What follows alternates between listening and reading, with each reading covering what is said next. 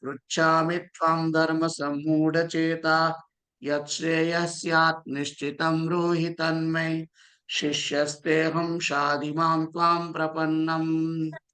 जय सियाराम। જય સિયારામ. તો બધાના માઇક ખોલી કાઢજો. આપણે 18મો અધ્યાય ચાલતો હતો અને કયો શ્લોક હતો હું તમને કહું. લગભગ સર્વધર્માન પરિત્યજ તો થઈ ગયો હતો અને અર્જુન પણ બોલ્યો હતો કંઈક, રાઈટ? એ પતિ અર્જુન પતિ ગયા પછી સંજય વાળો આવ્યો હતો. બરાબર બરાબર, અર્જુન વાળો શ્લોક થઈ ગયો છે. થઈ ગયો છે. હા પણ અને સંજય થી શરૂ કરવાનું હતું આજે. હા, સંજય થી શરૂ કરવાનું. પણ આપણે સહેજ રિવ્યુ કરી લઈએ. પાછળનો જે છેલ્લો શ્લોક છે એ અર્જુનનો શ્લોક છે બેઝિકલી. અને અર્જુન છે એ સાંભળનાર છે, ભગવાન કહેનાર છે. અને અત્યાર સુધી જો તમે આગળનો શ્લોક જુઓ, 72મો સેટ બતાવો, 72મો શ્લોક. હા બસ. તો કે છે કે તે કશ્ચિત એતત શ્રુતમ પાર્થ ત્વયૈકાગ્રેણ ચેતસા.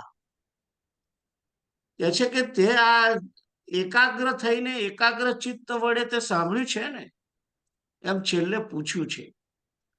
અને પછી કે છે કશ્ચિત અજ્ઞાન સમૂહ પ્રનષ્ટસ્તે ધનંજય. તો કે છે કે તારો જે અજ્ઞાન જનિત મોહ હતો એ નાશ પામ્યો કે નહીં, એ પ્રશ્ન છેલ્લે કરી. ભગવાને ગીતા અહીંયા આગળ પૂરી કરી દીધી 72મા શ્લોકમાં. અને એટલે ભગવાનનું કાર્ય પૂરું થઈ ગયું અહીંયા આગળ. અને 73મો જે શ્લોક અર્જુન બોલે છે, એ અર્જુન બોલે છે એ શ્લોક ફરી વાંચીએ આપણે. નષ્ટો મોહ સ્મૃતિર્લબ્ધા તત્ પ્રસાદાત મયાચ્યુત સ્થિતોસ્મિ ગત સંદેહ કરીષ્ય વચનમ તવ. તો ગઈ વખતે તમને શું કહેવામાં આવ્યું હતું આ શ્લોક માટે, યાદ છે? મેં બધાને પેલું એ ખોલવાનું કહ્યું છે, માઇક ખોલવાનું કહ્યું છે. તો કોઈ looks like nobody wants to give answer. સહેજ ઊંચો કરો એને ઊંચો કરો એને. આ શ્લોક નષ્ટો મોહ સ્મૃતિર્લબ્ધા. રાઈટ. જો આ તમારો વાંકલાનો વાંક નથી, દરેકનો વાંક છે. કે જ્યારે આપણે પ્રોમિસ કરવાનું આવે છે ત્યારે આપણે બધા બોલવામાં જરા શરમાઈએ છીએ. શરમાતા નથી, એકચ્યુઅલી છઠતા વાપરીએ છીએ, લુચ્ચઈ કરીએ છીએ. લુચ્ચઈ સ્પેસિફિક તમારો શબ્દ લુચ્ચઈ. લુચ્ચઈ, રાઈટ. એટલે અહીં આગળ પણ અર્જુન એવું લુચ્ચઈ કરતો નથી. જુઓ, અર્જુન કહે છે કે નષ્ટો મોહ. એને ચોખ્ખું કહી દીધું કે મારો મોહ નાશ પામ્યો છે. ગયો નથી, ગયો એવું નથી કહ્યું. મોહ જતો રહ્યો એ વાત કરી નથી. આપણા બધાનો મોહ, આપણે બધા સાંભળીએ છીએ પણ આપણો મોહ જાય છે, નાશ પામતો નથી. અને મોહ જાય છે કેટલા માટે? અત્યારે સાંભળીએ એટલા પૂરતો જ જતો રહે છે અને પાછો મોહ પાછો આવી જાય છે આપણા કેસમાં, આપણા બધાના કેસમાં. એટલે પણ અર્જુનના કેસમાં એવું નથી. એટલે અર્જુન બોલ્યો નષ્ટો મોહ, કે નાશ પામ્યો છે મોહ.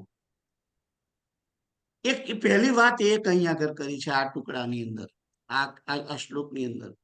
અને બીજી વાત છે, એટલે એને કબૂલ તો કરી લીધું કે મારો મોહ નાશ પામી ગયો. અને પછી કે છે સ્મૃતિર્લબ્ધા, મને સ્મૃતિ પ્રાપ્ત થઈ છે, એમ કે છે. તો ભાઈ કઈ સ્મૃતિ? કે હું નાનો બાળક હતો અને ભીષ્મના પિતામહ ના ખોળામાં જઈને રમતો હતો, દોડા દોડ કરતો હતો મહેલની અંદર, એ સ્મૃતિ? આપણે બધા તો એ સ્મૃતિ સમજીએ છીએ. આપણા બધા જનરલ નોલેજની અંદર શું આવે છે, આપણી સ્મૃતિ એટલે કે ભાઈ હું નાનો હતો ત્યારે અહીંયા આગળ ગોયા તલાવ આગળ થઈને જતો હતો અને ત્યાં આગળ હનુમાનજીનું મંદિર છે, ત્યાં રોજ દર્શન કરવા જતો હતો. ઇન્ડિયા આવે એટલે પછી આવી બધી સ્મૃતિઓ આવે ને જૂની. હમ કે હું આ રસ્તે કાબરેશ્વર મહાદેવ જતો હતો, એટલે એવી સ્મૃતિની વાત અહીં નથી કરી. હું આત્મા છું. અર્જુનને 3 પ્રકારની સ્મૃતિ પ્રાપ્ત થઈ છે. હમ સોરી, તમે શું કહો છો કૃષ્ણદેવ? ના ના ના, સોરી. સાંભળીએ, 3 પ્રકારની મને ખબર નથી. મને એમ કે આત્મજ્ઞાન ક્યાંથી થયું એમ. I was just curious. Go ahead, sorry, go ahead. યા તો જો આ ભગવદ ગીતાની અંદર 3 યોગ કહેવામાં આવ્યા છે. એક તો કર્મયોગ, જ્ઞાન યોગ અને ભક્તિ યોગ. તો પહેલા તો કઈ સ્મૃતિ પ્રાપ્ત થઈ છે?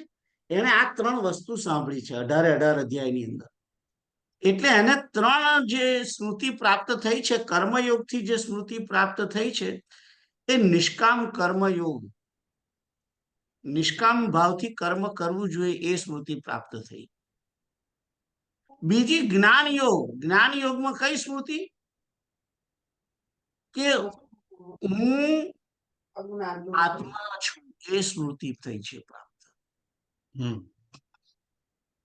અને ત્રીજી ભક્તિ યોગ, એની અંદર મારો અને ઈશ્વર સાથેનો સંબંધ શું છે, એ સ્મૃતિ પ્રાપ્ત થઈ.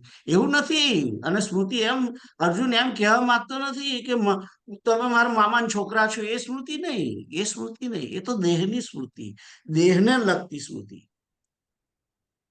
તો યોગ જે છે, 3 પ્રકારના યોગ. અને યોગ જે છે, એ યોગનો અર્થ શું છે?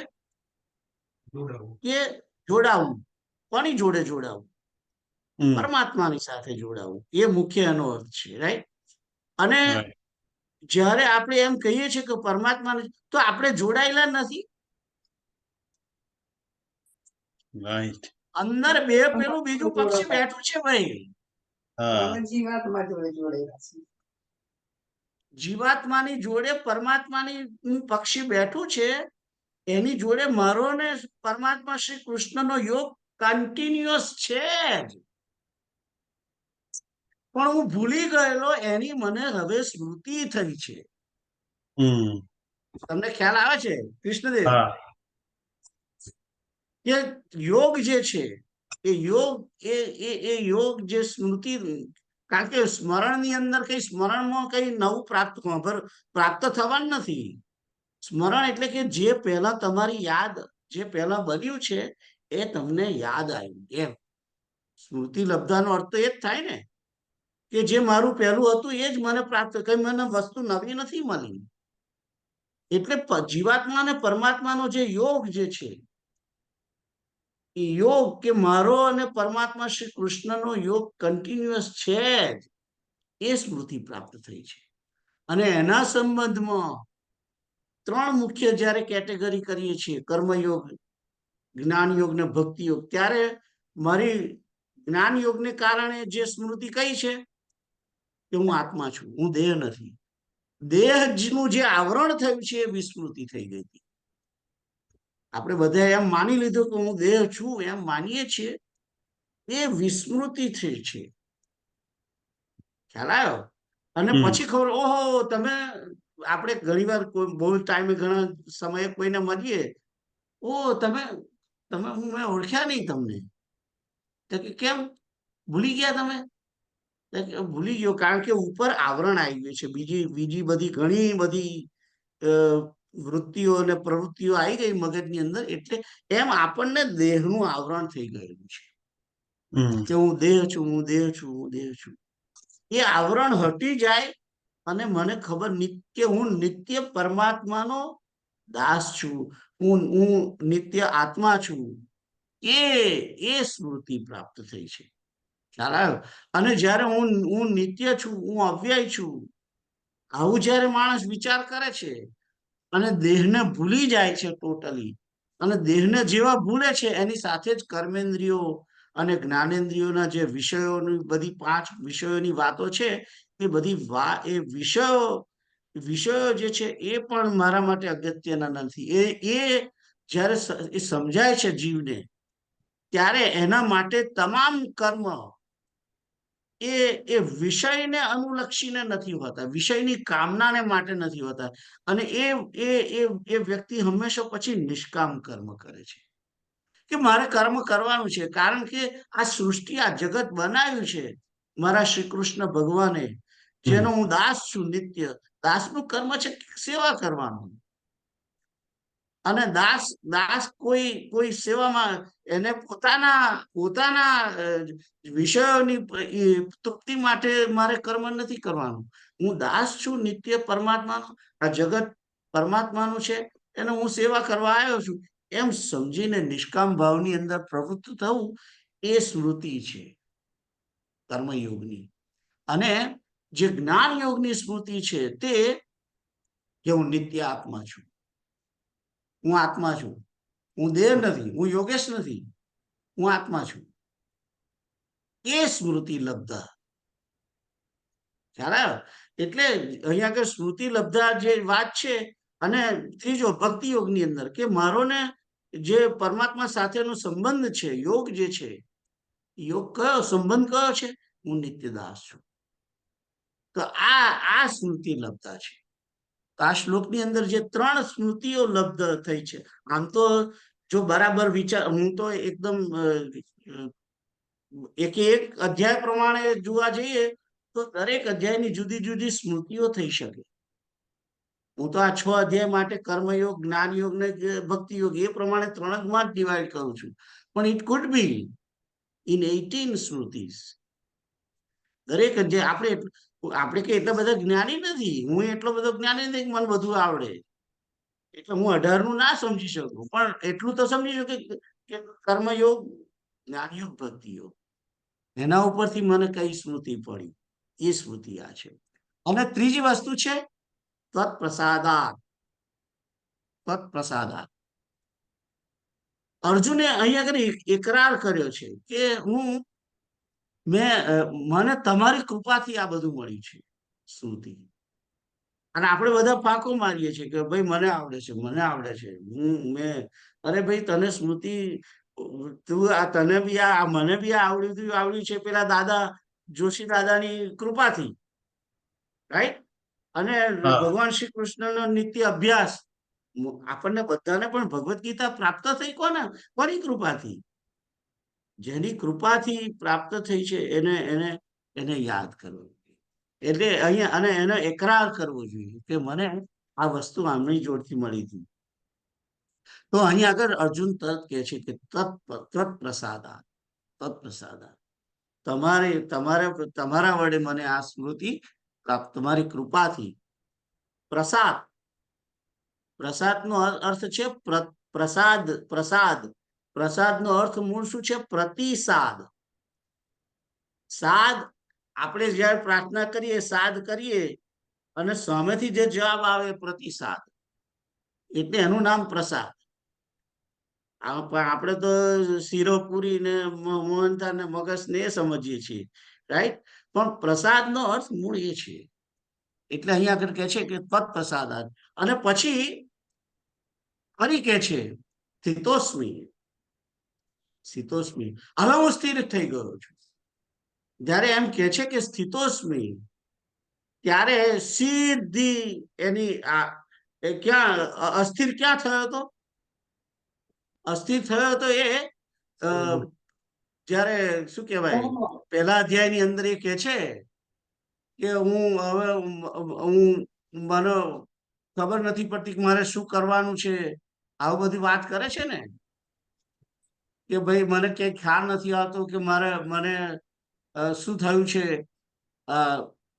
મને એમ ખ્યાલ નથી આવતો કે શું કહેવાય આપણે, કે મારે લડવું કે નહીં લડવું, મારે લડવું કે નહીં લડવું, એ એનો મુખ્ય પ્રશ્ન હતો. તું આ બધા ભીષ્મ પિતામહ અને આ બધાની જોડે કેવી રીતે લડીશ? અને એ તો ધનુષ મૂકીને બેસી ગયો તો હું નહીં લડું એમ કરીને. પણ હવે સ્થિર થયો છે કે મારી બુદ્ધિ સ્થિર થઈ ગઈ છે, સ્થિતપ્રજ્ઞ થઈ ગયો છું, અને હવે હું તમારે અને મારા સંદેહ ગતા રહ્યા છે. ગત સંદેહ, મારા જે કઈ સંશયો હતા, એ બધા મારા જે કઈ ક્વેશ્ચન હતા, પ્રશ્નો હતા, એ બધા જતા રહ્યા છે. અને કરીશ્ય વચનમ તવ, અને પછી છેલ્લે એ એકરાર પણ કરે છે કે તમે જેમ કહ્યું એમ હવે હું કરીશ. આપણે તો ગીતા પૂરી થાય છે ત્યાર પછી કોઈ દિવસ ભગવાનને વચન જ નથી આપતા એ કરીશ એ વચન અમતો. હું તમારી જોડે જ છું, હું નથી આપતો. પણ અહીં અર્જુન આ મેં શ્લોક એટલા માટે ફરી લીધો જાણી જોઈને, થઈ ગયેલો શ્લોક હતો ગઈ વખતે, પણ જાણી જોઈને, કારણ કે શ્લોક જે છે એ આ આપણી જવાબદારીનું ભાન કરાવે છે. જવાબદારીનું ભાન કરાવે છે. 18 અધ્યાય સુધી એને 1.5 કલાક સુધી જે ભગવાનની સમક્ષ સાંભળ્યું, એટલે 1.5 કલાક તો ભગવાને એમ પોતાનો સમય ખર્ચ કર્યો. એનું પરિણામ શું આવ્યું કે ભાઈ આપણે બધા શું કે છે, સાંભળીએ છીએ ખરા, પણ વાત પોતાની મનની વાત કરીએ છીએ, રાઈટ? હવે અર્જુન કહે છે કે તમે કહ્યું એમ હું કરીશ. આપણે તો ઘણા જોઈશું, આપણે ઘણા નથી કે જોઈશું એમ, એટલે પ્રોમિસ નથી આપતા, આપણે પ્રોમિસ નથી આપતા. અને અર્જુન પ્રોમિસ આવે છે કે તમે જેમ કહ્યું એમ કરીશ, તમે જેમ કહેશો એમ કરીશ, એમ વાત છે. તો આઈ થિંક 73 નું રિવિઝન આ હતું. અને બધા કોઈને ક્વેશ્ચન છે? વેરી ગુડ, આગળ જઈએ. આગળનો શ્લોક કેતુલ તમે વાંચો. હા.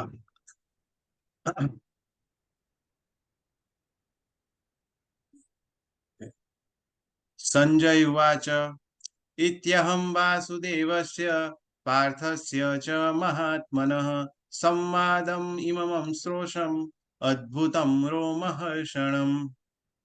હા, તો અહીંયા આગળ આ રીતે બોલવાનું છે.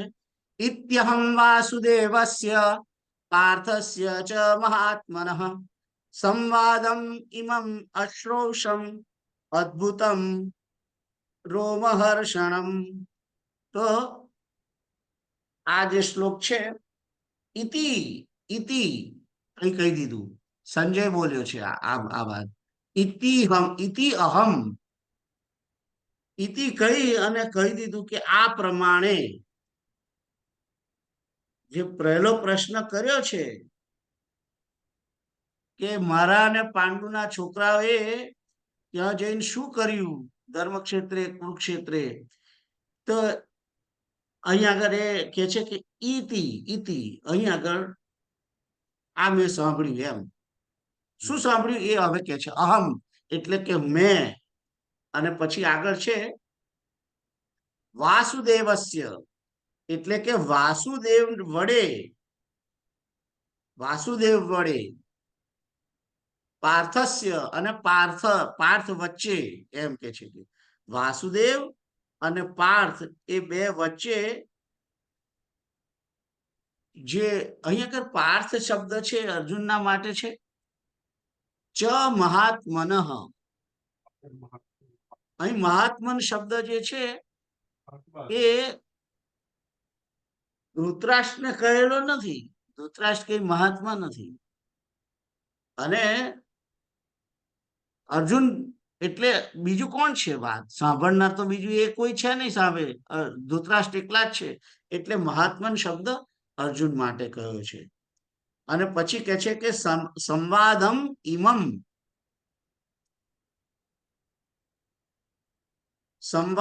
ઇમમ અશ્રૌષમ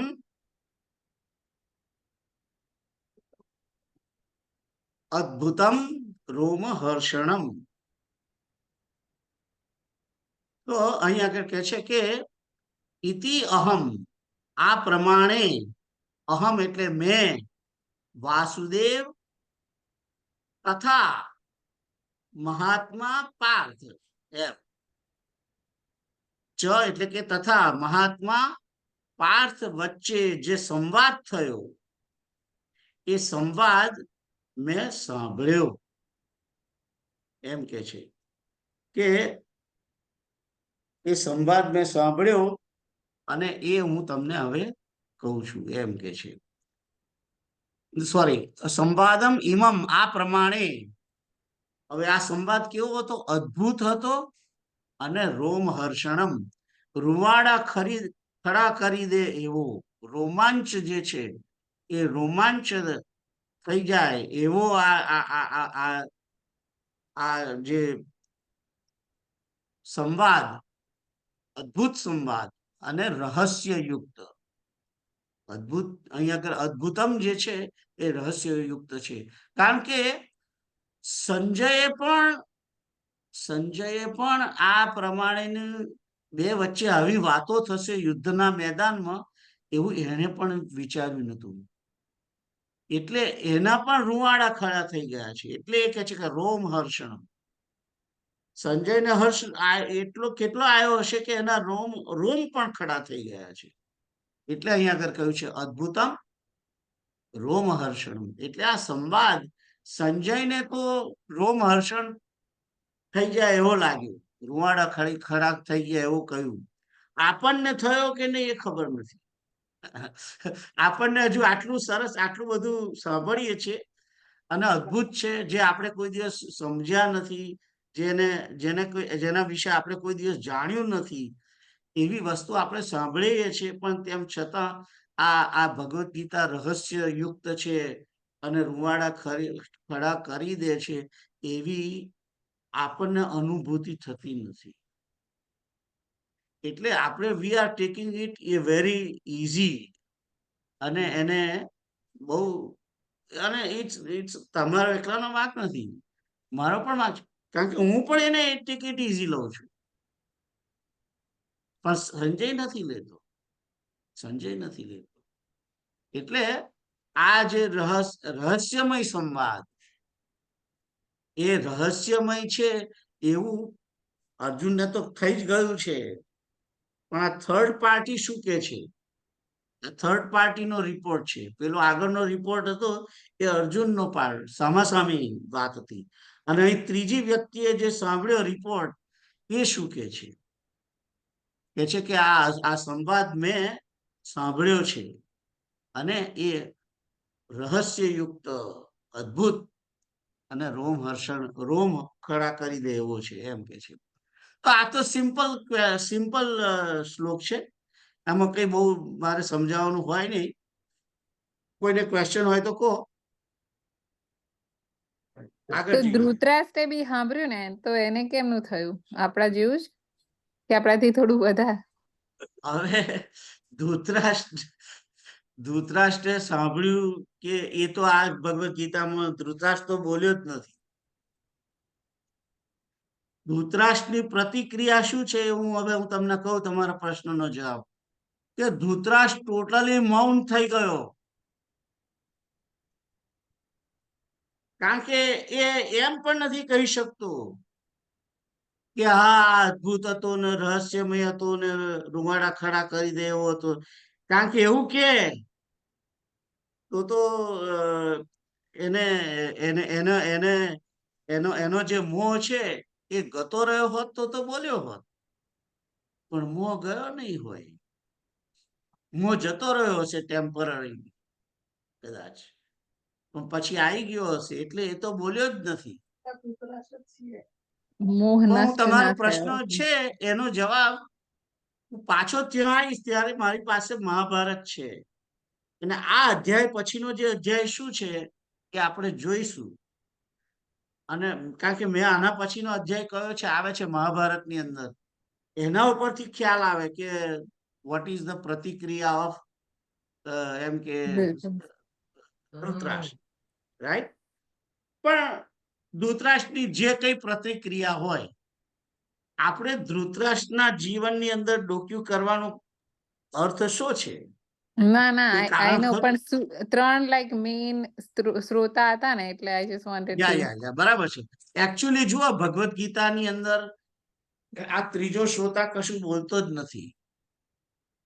ત્રીજો શ્રોતા કશું ભગવાન વેદવ્યાસે આ શ્રોતાને બોલવાની કોઈ આપી નથી. એનું કારણ શું છે ખબર છે? કારણ કે અહીં આગળ ત્રણ વ્યક્તિ છે સંડોવાયેલી. એકચ્યુઅલી તો ત્રણ જણે સાંભળ્યો ને, અર્જુને સાંભળ્યો, સંજય સાંભળ્યો અને ધૃતરાષ્ટ્રે સાંભળ્યું. કહેનારની વાત નથી, સાંભળનારની વાત છે. 3 જણ. રાઈટ આ ત્રણે 3 કેટેગરીના છે. એક સત્વગુણી છે, એક રજોગુણી છે, એક તમોગુણી છે. સત્વગુણી અર્જુન છે, રજોગુણી જે છે એ સંજય શું સંજય કહેવાય, સંજય છે. અને કેમ આંધળો સંજય જે છે, રજોગુણી કહેવાય? ઓકે, સંજય રજોગુણી એટલા માટે કહેવાય કે સંજયની અંદર સત્વગુણ થોડોક છે, અને એને મૂળ વેદવ્યાસે દિવ્ય દ્રષ્ટિ આપવા આયા જ્યારે, ત્યારે કહ્યું કે પેલા ધૃતરાષ્ટ્રને કે તારે સાંભળવી છે, તો ધૃતરાષ્ટ્રે ના પાડી દીધી. તારે યુદ્ધ જોવું છે, દિવ્ય દ્રષ્ટિ જોઈએ છે, તો ધૃતરાષ્ટ્રે ના પાડી. એટલે ધૃતરાષ્ટ્રનો તો તમોગુણ નક્કી થઈ જાય છે ત્યાં આગળ. બરાબર છે? Right you agree with them? Yes પણ એણે એમ કહ્યું કે આને આનું. એટલે ધૃતરાષ્ટ્રને અને સંજયની જોડે એટેચમેન્ટ છે, એટલે સંજયની અંદર થોડોક તમોગુણ છે જોડે. પણ એની Okay. પોતાની, દરેકની પોતાની અંદર જે સત્વગુણ છે, એ સત્વગુણ એની અંદર થોડોક છે. એટલે સત્વગુણ અને તમોગુણનું મિશ્રણ વાળો છે એ રજોગુણ છે. એટલે હું રજોગુણ, જે સંજય છે અને રજોગુણી છે, એટલે જ એને તમારો જે પ્રશ્નનો જવાબ જે છે એ બીજા શ્લોકમાં આવે છે. એનું કારણ શું છે? એને કહ્યું કે સાક્ષાત આ બેની વચ્ચેનો જે સંવાદ છે મેં સાંભળ્યો છે. આપણે બધા રજોગુણી, જો સંજય રજોગુણી છે તો ટીવી ની અંદર જે દિવ્ય દ્રષ્ટિથી પણ એ મહેલમાં રહ્યો ભગવાનને જોઈ શક્યો અને જાણી શક્યો. વિરાટ સ્વરૂપનું દર્શન કર્યું છે ને એને. યા હા, એટલે એને પાર્શિયલી તો જોયું છે કે ભગવાન શ્રી કૃષ્ણ પરમાત્મા છે. અર્જુને તો સામે જ બરાબર એક્ઝેક્ટલી જોયું છે, એટલે એ સત્વગુણી છે. અને પેલા એમ તો દ્રષ્ટિ જ નથી, એટલે એ તમોગુણી છે. તમને ખ્યાલ આવે છે? યા ખબર તમે પડી. આજે તમે ટીવી પર મોરારી બાપુની કથા જુઓ, એ રજોગુણી કથા જોઈ. અને જે ડાયરેક્ટ જઈને અયોધ્યામાં જઈને જે તમે સાંભળી, એ સત્વગુણી. હું એમ નથી કહેતો હું સત્વગુણી છું. ના Don't મને take it example that way. ખબર પડી. Don't take it that way. I'm just giving you an example, okay? Example આપું છું કે જેને આમ રૂબરૂ સાંભળ્યું છે. Yeah, અને it's ટીવી you પર get the જોનાર પણ રૂબરૂ vibration. જ છે ને. તમારી તમને એની ઓરા મળી ને, ઓરા હા, રાઈટ. Yeah that's right. એટલે સંજય રજોગુણ છે એનું એના ઉપરથી તમે કહી શકો. તમને ખ્યાલ આવ્યો હવે? I think you understand now. Yeah, I understand. I still have one more question. કે ઓકે. વ્યાસજીએ ધૃતરાષ્ટ્ર તમોગુણી હતો, તો એને કેમ દિવ્ય દ્રષ્ટિ આપવાનું કહ્યું પહેલા? હા, એનું કારણ એ છે કે વ્યાસ દિવ્ય દ્રષ્ટિ આપવા નતા ગયા. ઓકે. વ્યાસ તો એને સમજાવવા ગયા હતા કે તું આ યુદ્ધને રોક, એનાથી તારા છોકરાઓની ખુવારી થશે. અત્યારે કે છે કે તારે પેલો ધૃતરાષ્ટ્ર કે છે કે હવે હું કેવી રીતે રોકું, મારું કોઈ સાંભળતું નથી, આમ તેમ. અત્યારે કે છે કે આ બધા મરવાના છે અને તું આ યુદ્ધને રોક. અને યુદ્ધને રોકાવા માટે ગયા હતા. ત્યારે કે છે કે તને એવું લાગે છે કે યુદ્ધ, તારા છોકરાઓ બહુ હોશિયાર છે, તો ચાલો હવે તું જો, અહીં રહ્યો યુદ્ધ જોજે. અને તને જ્યારે વિચાર થાય ત્યારે તું યુદ્ધ રોકજે. ઓકે. તને આપણે જોતા હોઈએ એક્ઝેક્ટલી કે ભાઈ આ વોર થઈ રહ્યું છે અને એની અંદર કેવી ખુવારી થઈ છે, એ બતાવવા માટે એને દિવ્ય દ્રષ્ટિ આપી. અને એ એટલા માટે કે એટલું 2-5 જણને મરેલા કે 100-200 કે 1000 માણસોને મરેલા જોઈને એનું માઇન્ડ ચેન્જ થાય છે. અને એક રાજા તરીકે એક સંદેશો મોકલે છે ભીષ્મને કે ભાઈ તમે યુદ્ધ બંધ કરી દો હવે. એ ના મોકલ્યો એને. સાંભળ્યા તમે પછી બી વિચાર ના કરો. મોકલો. હા, એને ભીષ્મ પિતામહ મૂળ કૃષ્ણ જે વ્યાસનારાયણ નો જે મેન ઇન્ટેન્શન દિવ્ય દ્રષ્ટિનો આપવાનો એ જ છે કે તું તારી જાતે કુંવારી જો, તારા જ પક્ષની કુંવારી જો તું. આપણે બહુ નુકસાન થાય પછી કઈ હા બાબા છોડી દો, હવે હું નહીં કરું એમ તો કહીએ ને. Right right. એને તો એમને ગુરુ તો મળ્યા પણ હા, ગુરુનું સાંભળ્યું નહીં એમ. ગુરુ નહીં, દે એનો બાપુ જ છે. યા તો હું એ જ કહું વ્યાસ છું કે નારાયણના 3 છોકરા જુઓ, વ્યાસ નારાયણના 3 છોકરા, યા અને ત્રણેય છોકરાઓમાં સત્વગુણી, રજોગુણી ને તમોગુણી છે. વિદુર છે વિદુર એ સત્વગુણી છે, પાંડુ સત્વગુણ. છે રજોગુણી છે, અને આ ધૃતરાષ્ટ્ર છે તમોગુણી છે. ખ્યાલ આવ્યો? હા સો આઈ થિંક તમને ક્વેશ્ચન નો જવાબ મળી ગયો, બરાબર છે? યા મળી ગયો. Okay. તો આગળનો શ્લોક કરીએ આપણે. બોલો, તમે આ શું એમનું નામ, પ્રીતમ તમે વાંચો આગળનો શ્લોક. યા વ્યાસ પ્રસાદાત શ્રુત્વાનમ એતत् ગુહ્યમહં પરમ યોગેશ્વરાત કૃષ્ણાન સાક્ષાત કથયત સ્વયં. વ્યાસ પ્રસાદાત શ્રુત્વાન એતત ગુહ્યમ અહમ પરમ યોગેશ્વરાત કૃષ્ણાત સાક્ષાત કથયત વયમ. તો કે છે કે અહીં આગળ જેવી રીતે આગળના શ્લોકમાં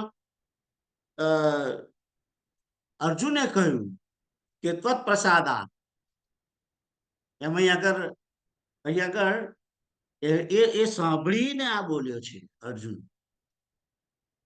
કે અર્જુન જો એમ કહેતો હોય કે તમારા પ્રસાદથી મને સ્મૃતિ લબ્ધા થઈ, તો મને જે આ સાંભળવા મળ્યું છે સ્મૃતિ લબ્ધા સંજયને થઈ છે એવું નથી કહ્યું. સંજય એવું બોલ્યો જ નથી, ખ્યાલ આવ્યો? પણ સંજયને એમ એટલું તો થયું કે મેં આ અદ્ભુત અને જે રહસ્યમય રૂવાડા ખડા કરી દે એવો મેં જે સંવાદ સાંભળ્યો એ કોની કૃપાથી? વ્યાસ નારાયણની કૃપાથી. અને એટલે અહીં કે છે વ્યાસ પ્રસાદા શ્રુતવાન, એટલે કે સાંભળ્યો છે. શ્રુતવાન એતત, એટલે આ પ્રમાણે, આ રીતે, આ બધું મેં સાંભળ્યું એમ, એતત નો શબ્દ. અને ગુહ્યમ એટલે કે પરમ રહસ્યમય, ગોપનીય. અને એટલો ગુહ્યમ એટલું કહેવાય, એટલું બી જુઓ તમે વિચાર કરો કે ભગવાને 2-3 વાર 9મા અધ્યાયમાં કહ્યું કે પરમ ગુહ્યમ, ગુહ્યાતિ ગુહ્યમ, એવું બધું શબ્દો વાપર્યા છે ને.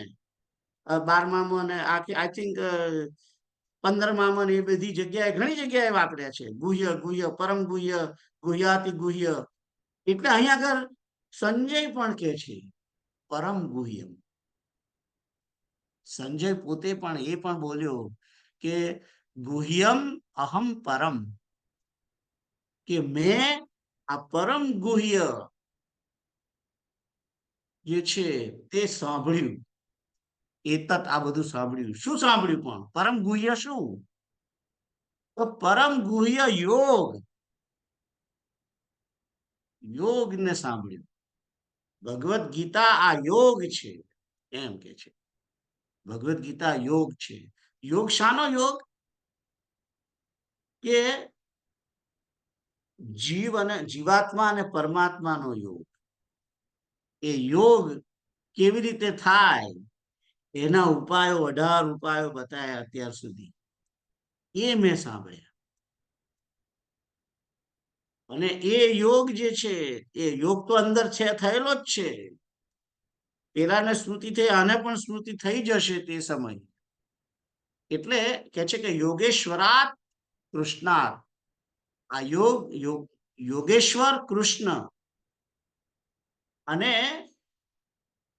યોગેશ્વર કૃષ્ણાત સાક્ષાત કથયતઃ સ્વયં, ભગવાન શ્રી કૃષ્ણએ સ્વયં પોતે જાતે ભગવાને કહ્યો એ મેં સાક્ષાત સાંભળ્યો છે એમ કે છે. શ્રુતવાન એતત, કે મેં સાક્ષાત સાંભળ્યું છે.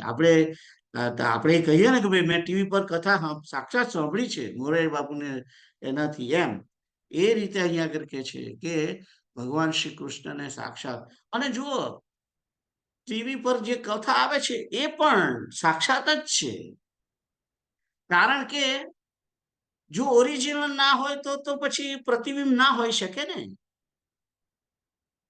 ટીવી ની અંદર જે આપણે જોઈએ છીએ એ બન્યું છે એટલે આવે છે ને, લાઈવ છે, લાઈવ ટેલિકાસ્ટ. એ બન્યું એટલે આવે છે, એટલે એ જ્યાં થયું છે એનું પ્રતિબિંબ જ છે. એટલે સંજય જે જોયું છે દિવ્ય આ અદ્ભુત સંવાદ બેને કરતા સાંભળ્યા છે, જોયા છે, એટલે કે છે કે સાક્ષાત મેં સાંભળ્યા છે એમ કે છે. સાક્ષાત કથયતઃ સ્વયં, મેં એમને મોઢે સાંભળ્યું છે એમ કે છે. આપણે કેમ કે ના ના કોઈને એટલે બેઝિકલી આપણને બધાને આ શ્લોક બોલ્યા છે સ્વયં આપણા બધાને એક પ્રકારની દ્રઢતા ઉત્પન્ન થાય, વિશ્વાસ થાય, એટલા માટે બોલ્યા છે. કે આ કઈ વ્યાસનારાયણે મહાભારતમાં લખી દીધું છે એવું નથી. મેં સાક્ષાત સાંભળ્યા છે. આપણે કહીએ ને ના ના મેં મારે સામે જોયું ને, એમ કહીએ છીએ ને ઘણી વાર, નથી કહેતા કે ભાઈ મેં અમને બોલતા સાંભળ્યા છે આવું. એટલે એ રીતે આ આપણને આપણા બધા માટે, જનરલ પબ્લિક માટે કહેવા માંગે છે કે આ મેં સાંભળ્યું છે સાક્ષાત શ્રી કૃષ્ણ જોડે. કૃષ્ણએ અર્જુનને આ બધી વાત કરી અને આ યોગ કહ્યો એ મેં સાક્ષાત સાંભળ્યો છે, તમારે વિશ્વાસ કરવો જ જોઈએ. એ કહેવા માટે આપણને બધાને વિશ્વાસ ઉત્પન્ન થાય એના માટેનો આ શ્લોક છે. ભગવદ ગીતાની અંદર વિશ્વાસ ઉત્પન્ન થાય, ખાલી કઈ લખ્યું છે એવું નથી, વિશ્વાસ ઉત્પન્ન થાય એટલા માટે આ અહીંયા આગળ ડાયલોગ લખ્યો છે. આ ખ્યાલ આવ્યો? તો કોઈને ક્વેશ્ચન છે? એકદમ સિમ્પલ શ્લોક છે કે વ્યાસની કૃપાથી મેં સાંભળ્યો આ યોગ.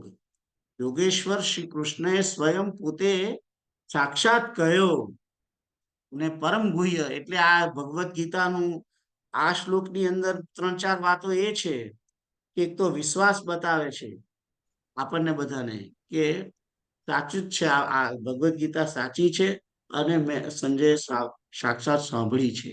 થર્ડ પાર્ટી હવે અહીંયા આગળ એને એ કરે છે, સાક્ષી પૂરે છે. અને બીજી વસ્તુ એ છે વ્યાસ નારાયણની કૃપા છે, એ વસ્તુ પણ અહીંયા આગળ કહેવામાં આવી છે. એટલે આપણને બધાને પણ ગીતા પ્રાપ્ત થઈ છે એ પણ વ્યાસ નારાયણની ઓરિજિનલ કૃપા. એમ જોવા જઈએ તો પહેલી કૃપા કૃષ્ણની, બીજી કૃપા વ્યાસ નારાયણની, ત્રીજી કૃપા આ સંજયની. કારણ કે સંજયે કહ્યું ને ધૃતરાષ્ટ્રને, અને સંજયના બળે આપણે બધે સાંભળીએ છીએ, પણ આપણા માટે માધ્યમ સંજય કહેવાય. ખ્યાલ આવ્યો? એટલે આપણને પણ, એટલે આ બધા આપણા બધાની આપણા માટે, મારા માટે બી કૃપાઓ છે કે જેની જોડીથી આપણે સાંભળીએ એની કૃપાથી. જોશી દાદાની કૃપા, મને જેણે મને ભગવદ ગીતા પહેલી વખત આપી એની કૃપા, આ બધાની કૃપા. અમને તો તમારી કૃપા, બીકોઝ અમને તો ગીતા સાંભળવી નથી ને તો બી તમે સંભળાઈ અને પછી ખબર પડી કે શું મિસ કર્યું છે આટલા વર્ષો. Very good. તમને તો એટલું મિસ કર્યું છે તો એટલો એ થાય છે, અમને મન તો એ નથી થતું કે મેં મારા 30 વર્ષ બગાડ્યા, એવો હજુ મને એટલો બધો એ નથી થતો. એનીવે, પણ અહીં આગળ મેન આ જે શ્લોક છે કહેવાનો, આપણને વિશ્વાસ જગાડે છે. અને કૃપા શ્રી વ્યાસ નારાયણની છે એ અહીં આગળ કહેલું છે. અને આ ભગવદ ગીતા એ પરમ ગુહ્ય યોગ છે, એ વસ્તુ મુખ્ય છે. એ આ શ્લોકનું મેન ઓફ ધ મેચ કહેવાય કે ભાઈ પરમ ગુહ્ય યોગ છે આ ભગવદ ગીતા. એ સંજયે પણ ડિક્લેર કર્યું અહીંયા આગળ. ખ્યાલ આવ્યો? આગળ જે તો અને વિશ્વાસ તો મેં તમને કહી દીધું. તો બીજો કોઈ ક્વેશ્ચન છે? તો આ 4-5 વસ્તુઓ જે છે એ આ શ્લોકનું મુખ્ય છે. તો આગળ જોઈએ. આગળનો શ્લોક હું જ વાંચું છું. રાજન સંસ્મૃત્ય સંવાદમ ઇમમ અદ્ભુતમ કેશવાર્જુનયો પુણ્યમ ઋષ્યામી ચ મુહુર્મુહુર. મુહુર્મુહુર એટલે કે ફરી ફરી. ખ્યાલ આવ્યો? તો આ શ્લોક પણ સંજયનો જ છે. રાજન, રાજન એ સંબોધન છે ધૃતરાષ્ટ્ર માટે. તો અહીંયા આગળ રાજન સંસ્મૃત્ય એનો અર્થ છે કે હે રાજન, કેશવાર્જુનયો એટલે કે કેશવ અને અર્જુન વચ્ચે, કેશવ અને અર્જુન વચ્ચે કે છે કે ઇમમ અહીંયા કે છે ને સંવાદમ ઇમમ, સંવાદ ઇમમ એટલે કે આ કેવો છે સંવાદ? અદ્ભુતમ, અદ્ભુતમ, અદ્ભુત સંવાદ છે. કેશવ એટલે કે ભગવાન શ્રી કૃષ્ણ અને અર્જુન વચ્ચેનો આ સંવાદ એ અદ્ભુત છે. અને અદ્ભુત તો છે, પણ અહીં આગળ જોડે જોડે ઇનડિરેક્ટલી કહી દીધું છે કે આ ભગવદ્ ગીતા વાંચવાથી પુણ્ય પ્રાપ્ત થાય છે. પુણ્યમ શબ્દ છે. જુઓ, આ સંવાદ પુણ્ય આપવા વાળો છે અથવા તો કલ્યાણકારી છે. ખ્યાલ આવ્યો? તો અને સંસ્મૃત્ય એટલે કે ફરી ફરી સ્મરણ કરું છું, ઘડી ઘડી સ્મરણ કરું છું કે કેવું મેં આ વિરાટ સ્વરૂપ જોયું, કેવું ભગવાને 12મા અધ્યાયની અંદર ભક્તિની વાત કરી, કેવી 14મા અધ્યાયની અંદર ત્રણેય ગુણોની વાત કરી, ગુણાતીત યોગ કયો. રાઈટ? સંસ્મૃત્ય ફરી ફરી સ્મરણ કરે છે કે તો તમે જુઓ, વિચાર કરો, પહેલો અધ્યાય કયો હતો? અર્જુન વિષાદ યોગ. પછી બીજા કર્મયોગ, ના બીજો સાંખ્ય યોગ, સોરી, જો મારી પણ સ્મૃતિ નથી. તો બીજો સાંખ્ય યોગ, ત્રીજો કર્મયોગ, ચોથો સંન્યાસ કર્મયોગ. રાઈટ? 5મો હતો આત્મ સંયમ યોગ. 6થો છે, મને હજુ એક્ઝેક્ટ બરાબર યાદ આવતો નથી, પણ 7મો છે વિજ્ઞાન યોગ છે. 8મો છે એ કહેવાય, શું કહેવાય,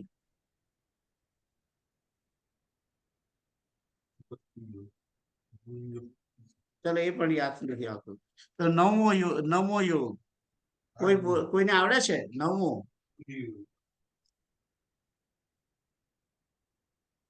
ટાઇટલ બી ભૂલી ગયા બધા. હે?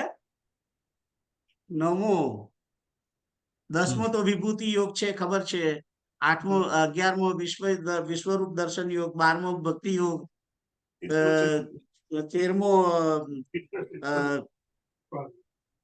13મો આવશે જ્ઞાન વિશેનો છે ને, અક્ષર બ્રહ્મ યોગ, એવું કઈક છે આઈ થિંક.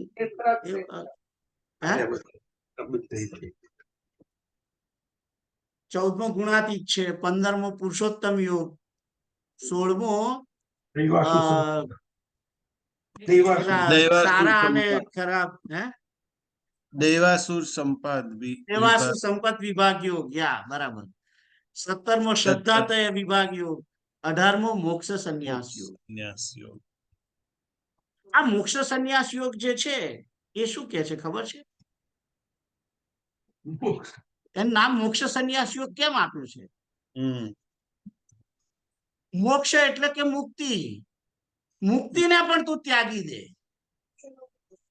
એ મોક્ષ સંન્યાસ યોગ. ભગવદ ગીતા ભલે બધા માને કે 3 યોગ છે, કર્મયોગ, જ્ઞાન યોગ, ભક્તિ યોગ, પણ મને તો એમ લાગે છે કે ટોટલી ભક્તિ યોગ જ છે આ. કારણ કે જો આ છેલ્લા ચેપ્ટર નું જે ટાઇટલ આપ્યું એમણે, મોક્ષ સંન્યાસ યોગ, કે મુક્તિને પણ તું ત્યાગી દે, મોક્ષનો સંન્યાસ મુક્તિને લઈ લે. ત્યાગી દેવાનો યોગ. એ કયો? તો ભક્તિ. હરિના જન તો મુક્તિ ન માગે, માગે જન્મો જન્મ અવતાર રે, નિત સેવા નિત સેવા નિત સમરવા શ્રી કૃષ્ણ, એવું કઈક છે આખું કોનું ભજન છે, નરસિંહ મહેતાનું. એનીવે, તો આ જે સંસ્કૃત્ય ફરી ફરી સ્મરણ કરે છે અહીંયા આગળ. આજે સંજય છે એ કહે છે કે હું ફરી ફરી સ્મરણ કરી અને હર્ષ પામું છું. હર્ષયા હૃષ્યામી એટલે કે હું હર્ષ પામું છું, મને હર્ષ થાય છે એમ કે છે. તો આ શ્લોકની અંદર ભગવાન તો નથી, આ તો સંજયે કહ્યો છે, સોરી. તો અહીંયા આગળ કહે છે કે ભગવાન શ્રી કૃષ્ણ અને અર્જુન વચ્ચેનો આ સંવાદ અદ્ભુત છે અને એ કલ્યાણકારી છે. એ વસ્તુ એ કહેવામાં આવી છે. ભગવદ ગીતા કલ્યાણકારી છે, એ આનો મેસેજ છે બેઝિકલી. અને એને જેમ આ સંજય વારંવાર સંભાળે છે, યાદ કરે છે, એમ આપણે બધાએ પણ વારંવાર એને યાદ કરવી જોઈએ. એ અહીં આગળ મેસેજ છે. તો આ હતો 76 નંબરનો શ્લોક. બરાબર. આગળનો શ્લોક તો કોઈને ક્વેશ્ચન છે? નથી. આગળનો શ્લોક કેતુલ તમે વાંચો. હા.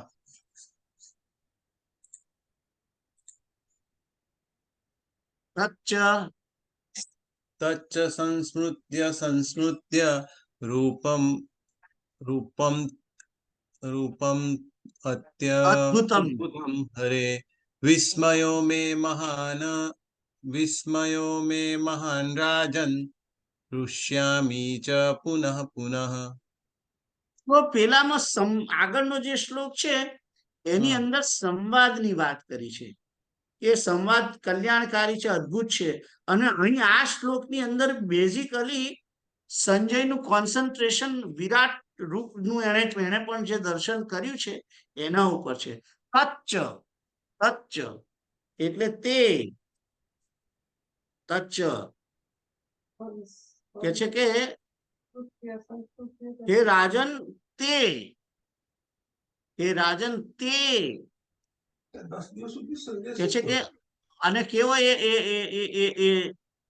એ કેવું છે? અદ્ભુત, અતિ અદ્ભુત રૂપ.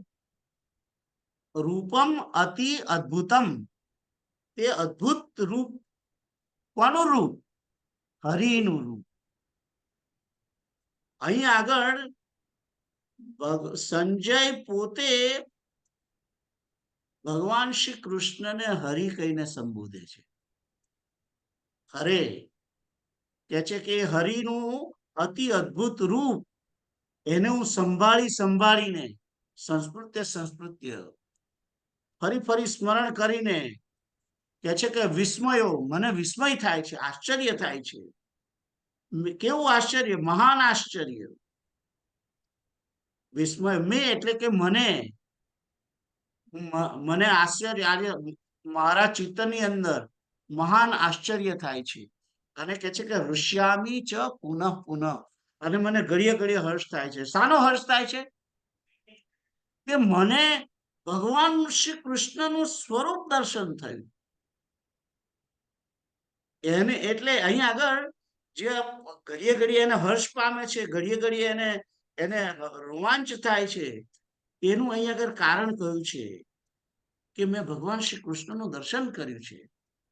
એટલે એ પોતે ભાગ્યશાળી છે એમ સમજે છે સંજય પોતે.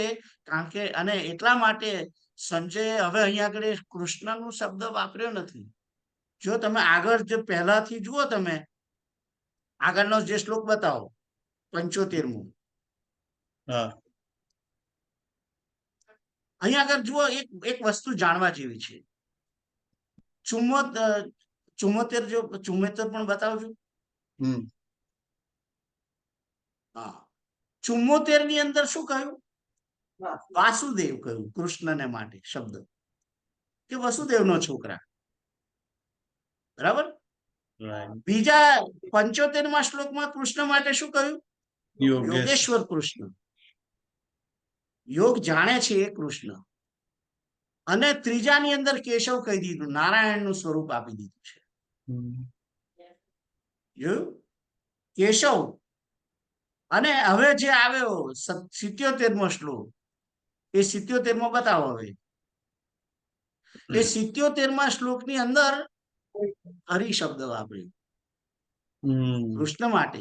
એટલે એક પછી એક પછી એક પછી એક પછી એક પછી સંજય જે છે, એ સંજય કૃષ્ણને પહેલો વાસુદેવ કે છે, પછી કે છે કે યોગેશ્વર કૃષ્ણ છે. અને યોગેશ્વર જયારે કે છે ત્યારે એમ કે જે યોગ જે છે એ યોગનો ઈશ્વર, એટલે કે જેણે યોગને સાક્ષાત પોતે જેણે શું કહેવાય, જેણે આત્મસાત કર્યો છે યોગ, એ યોગેશ્વર. એમ ખ્યાલ આવ્યો? અને પછી બીજી વાર આવ્યું તારે કેશવ. એટલે ક એટલે કેશવનો અર્થ છે ક એટલે બ્રહ્મા, અને શ એટલે કે શિવ.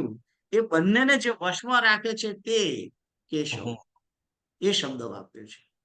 અને હવે ત્રીજી આ જે શ્લોક છે 77, એની અંદર ભગવાનને માટે એને શબ્દ હરિ વાપરી દીધો. હરિ શબ્દ જે છે એ જ મુખ્ય શબ્દ છે. પરમાત્માને માટે બીજા બધા શબ્દો, બીજા બધા ઘણા નામ છે, પણ હરિ શબ્દ વાપર્યો છે. અને હરિ શબ્દ વાપરી અને વ્યાસ નારાયણે અહીંયા આગળ એક રીતે હરે નમઃ હરે નમઃ હરે નમઃ કરી દીધેલું છે. ખ્યાલ આવ્યો? પુનઃ પુનઃ કહ્યું છે. સંસ્કૃત હરિનું સ્મરણ ઘડીએ ઘડીએ થાય છે. અહીં પુનઃ સ્મરણ, પેલામાં સંવાદનું સ્મરણ છે, અહીંયા આગળ ભગવાનના સ્વરૂપનું સ્મરણ છે. શ્રી હરિનું સ્મરણ અને પેલામાં સંવાદનું સ્મરણ. એટલે બેઝિકલી ભગવાનનું સ્મરણ જ મુખ્ય. એ પણ તમે જો એક ગુપ્ત રીતે તમે જોવા જાઓ, આ શ્લોકને આમ તો ચોખ્ખું લખ્યું છે કે ભાઈ મેં ભગવાન શ્રી હરિનું આ અતિ અદ્ભુત રૂપ જોઈ સાંભળી નું સ્મરણ કરીને મને એકદમ આશ્ચર્ય થાય છે, ખૂબ મહાન આશ્ચર્ય થાય છે, મને હર્ષ થાય છે. પણ તમે એને બહુ ડિટેલમાં એને બરાબર, જેમ ઘર્ષણ ગુણવર્ધનમ ઔષધિ હોય, એકનો એક જ શ્લોક એને જે ઘડીએ ઘડીએ તમે એને જોયા, જયારે જુઓ છો ત્યારે મને એમ પણ લાગે છે કે હરિના સ્મરણનો એક કોન્સેપ્ટ છે. ખ્યાલ આવે તમને? કૃષ્ણદેવ, તમને ખ્યાલ આવે છે હું શું કહેવા માંગુ છું? તમે કોઈ બી એક વસ્તુને તમે જો ઘડીએ ને ઘડીએ એને રિપીટ કર્યા કરો તો એની અંદરથી જુદા જુદા અર્થો નીકળ્યા કરે.